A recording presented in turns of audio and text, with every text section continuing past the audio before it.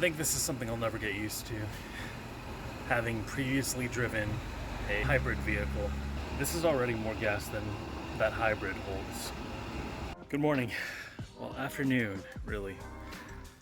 So this morning I brought my bus over to a repair center, and this is probably one of the few times where I'll go ahead and name drop. I brought my bus over to the bus center in Pelham, Alabama, and the guy over there, Sean, super nice guy, actually showed me everything I need to do to take apart the AC, and he disabled the child reminder system. First, so here's the steps: turn off the car. Then you have to go to the back, wait for the child reminder system to go ahead and flash 2 rear bus lights at you, and you can hear it. It's an audible clicking sound. Then you hold down a button in the back of the bus that will also cause 2 clicks to be heard and will flash the lights twice. He disabled that for me, and it was just this little tiny box. Let me show you. Here at the front of the bus, this little box is the brain for the child reminder system, and it was sitting connected here like so, just like that, connected in here, actually hidden behind everything back there. The guy didn't even have to wrestle it out. He just lifted it up, unplugged it. It's crazy how simple some of these things are sometimes. I tried to shoot him some money for lunch and he declined, and I was like, oh, it killed me. Okay, before I even get started on the AC unit, first I'm putting in some reflective bitumen tape here.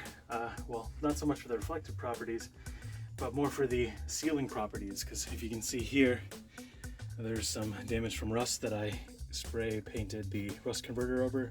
And we're going to cover that up so that water doesn't leak in here anymore. Then, just to confirm, the bottom here will fill up with water, so if it's wet, it's not working very well. So all those spots down there, I just now found out had leaks. You would think it's a seam. However, look, the screw holes as well are also rusting. Is that from water draining from up there down there? I really don't know. On this side, no issue whatsoever. Everything's perfectly fine. The trim isn't super close to the body. I don't know, I think it is on the other side. I don't think it's worth finding out. Maybe that's something for you to check out if you decide to do a bus build. But in the meantime, while I'm waiting for this paint to dry, I am on a little bit of a timeline because it's now expected to rain every single day this week, when last week the forecast sorry Whew. Broken rib. It wouldn't rain at all until Saturday, and now it's going to rain every single day except Saturday, and I don't work on Saturdays. If your national hardware store chain that you prefer favors orange, this little thing here, so this is a brand new unopened roll, will get you those panels, not those panels, those 2 spots down there, that panel, this panel, and then this little itty bitty scrap here. This is a short bus, 20-footer, just to give you a little bit of perspective to see how much you need to calculate for your build. I'm more so doing it for the sake of waterproofing, and then also to a lesser note, maybe a little bit of sound dampening. You really don't need that much per panel to get some good dampening effect. Here's what this panel sounds like before dampening. Now with the bitumen. Bear in mind, I did kind of mess up this end, but I don't think that should skew the results too much. People that put insulation and things in cars, people that install sound systems, I guess, I think a lot of them will tell you to go ahead and put the this kind of material in the middle of the panel where it'll absorb the most sound. So if that's why you're doing this, I would advise doing that, or maybe consulting someone who knows what they're talking about, because I'm just making this stuff up as I go. We got visitors today. But let me go ahead and show you what has to be done with the AC system, in case you need to take one out of your bus, or someone else finds this link and needs to take one out of their bus.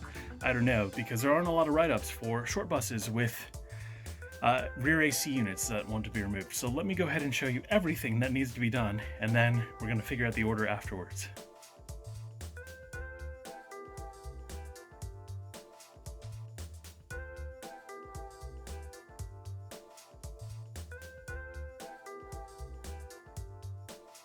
And this is just to show you which model of AC unit I have, so maybe yours is similar, maybe it isn't. These AC lines need to be disconnected, and when they do, they're going to quickly vent our 134A refrigerant. These bolts here on this side and all the way on this side need to be removed so we can physically take the unit out. So this orange wire here runs all the way behind the unit, all the way down here underneath the bus, all the way over to this black box here. That's now the red wire coming in through there. So that needs to be removed from there. But first we're gonna remove one from underneath the hood. In the front here, we have 3 different cables running to the positive terminal. We have your standard car one here. We have this mystery red cable here running all the way here. And this one actually goes to the fuses that I showed you earlier, where the child reminder system was stationed. And then this red wire here runs to the AC unit. So I am actually going to cannibalize this breaker switch here to use in my solar build because it's rated for 100 amps, which is fantastic. But in addition to the battery stuff, we have over here, there's one coolant line. And then over here, you can kind of see it back there, there's another coolant line. What I need to do is remove the middle section here. The middle section here leaches off of the original AC line. So remove this middle section right there between those 2 washers. And then remove the middle section over here between these 2 washers. And then just screw it back together. I may or may not need to get a smaller bolt. I guess we shall see. The refrigerant's going to vent anyway, so it's not a massive deal to me. Then after that, we have to go ahead and bring the vehicle over to a car repair shop. The guy said any auto shop should be able to do it. What they do is they vacuum the tubes and then go ahead and fill it with refrigerant because it needs to be a, I guess, clean system. This was here. This cable was attached to this terminal. And then this terminal had this wire, I'm sorry, let me go wider. This wire here connecting it to the battery. So just right on top of the battery. I took that out. So took out the entire cable. These bolts, or nuts I guess, sorry, were 11 millimeter. They might be the same for you, might be different. This is free to me, so I'm gonna reuse this. Hopefully I'm not making a terrible mistake. I'm going to go ahead and invent the lines up towards the front. Ow, God. It didn't hurt hitting my head. The rib hurt. Undo this bolt. And then undo the bolt down there.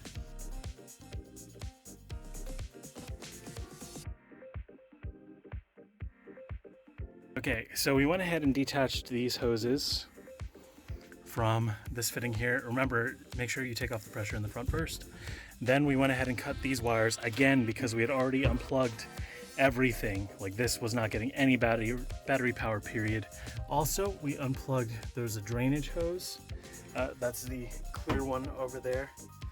Drainage hose here, connected here, and also connected there. Those need to be unplugged. These bolts here on my unit are 13 millimeter.